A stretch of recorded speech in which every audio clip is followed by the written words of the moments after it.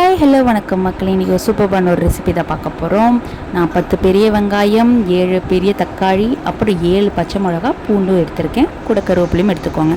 கடாயில் எண்ணெய் ஊற்றி கடுகு உளுந்து போட்டு பொரிஞ்ச உடனே நறுக்கி வச்ச பச்சை மிளகா, பூண்டு, கருவேப்பிலை போட்டு நல்லா தாளித்து வெங்காயமும் போட்டு நல்லா பொன்னிறமாக வதக்கிக்கலாம். இப்போ வெங்காயம் போடும்போது கொஞ்சம் உப்பும் சேர்த்து வதக்கிக்கலாம்.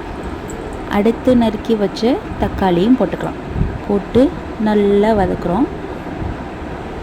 தக்காளி நல்லா மையணும், அந்த அளவுக்கு வதக்கிக்கணும். அதோட கல்லுப்பும் போட்டு கொஞ்சம் மஞ்சத்தூள், மிளகாத்தூள், மல்லித்தூள் போட்டுக்கிறோம். நம்ம 7 பச்சை மிளகாய் சேர்த்தனால மிளகாத்தூள் கொஞ்சம் கம்மியாகவே போடுங்க. போட்டு லைட்டாக தண்ணி ஊற்றுக்கோங்க. பெருங்காயமும் சேர்த்துக்கோங்க.